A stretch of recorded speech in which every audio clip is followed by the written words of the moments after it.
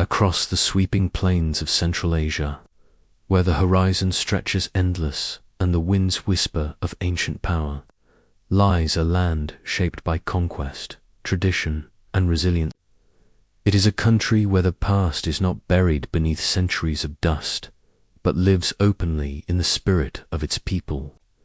And at the heart of this memory stands a name that shook the world: Genghis Khan. His empire, born in these grasslands, would change the fate of nations from China to Europe. Today, as we journey across Mongolia, we discover how this rugged land continues to honor the man who forged it into the greatest empire the world had ever seen. Long before the world knew the Mongols as conquerors, the land itself forged their spirit. Mongolia is a country defined by extreme scorching summers, brutal winters, and a landscape vast and unforgiving.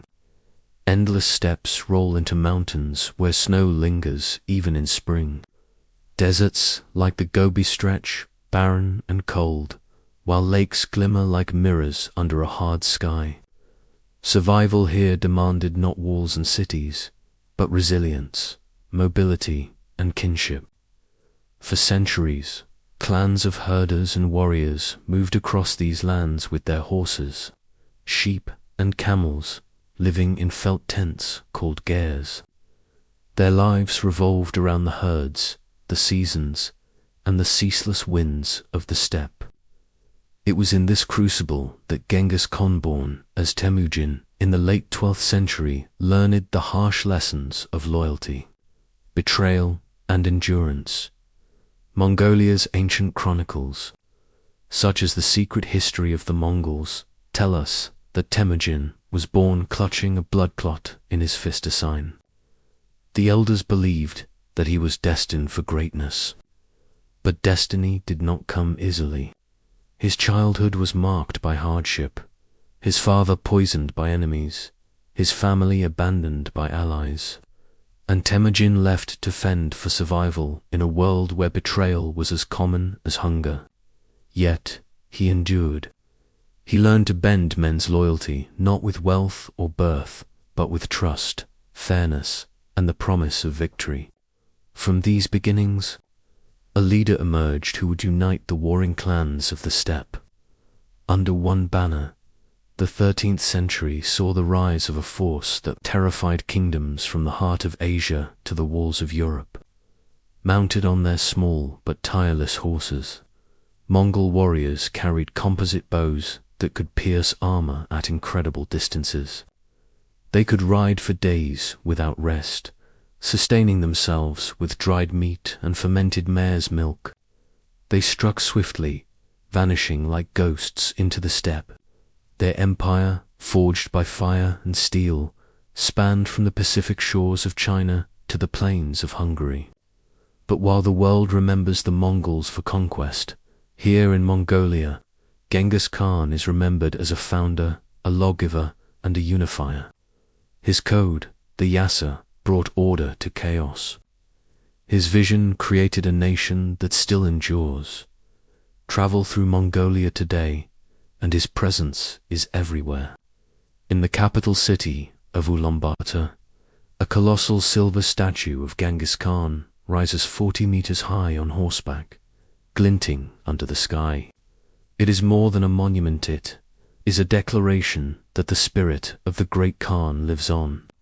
His face gazes out from currency, his name adorns airports and universities, and his legacy is celebrated each summer during the Nodam festival.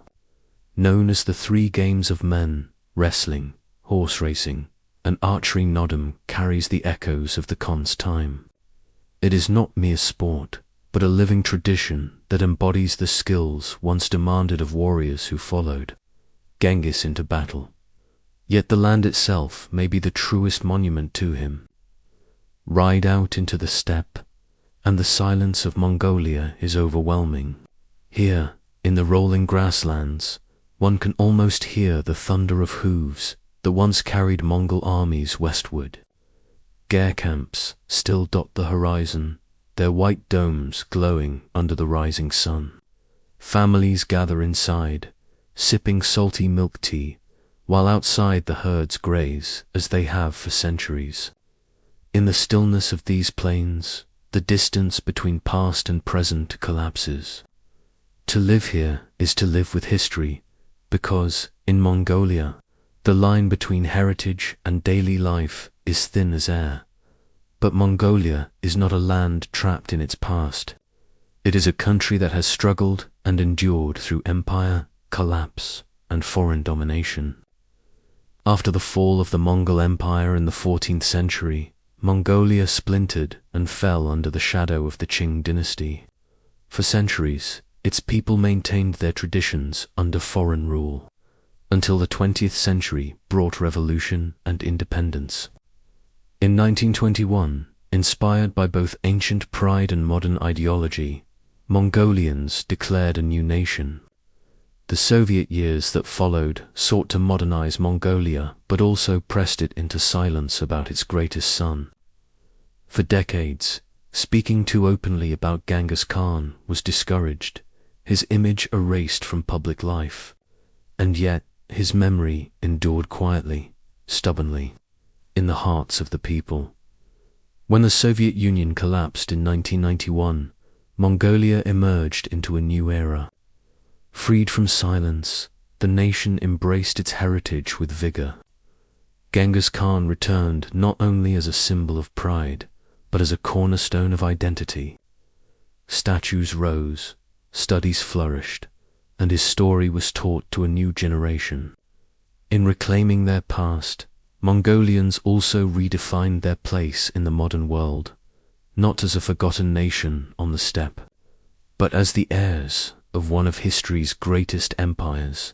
And so, the legacy of Genghis Khan in Mongolia is not only a memory of conquest, but a living thread that ties a people to their land. He is remembered not just as the conqueror who struck fear into the world, but as the founder who gave the Mongols unity, law, and vision.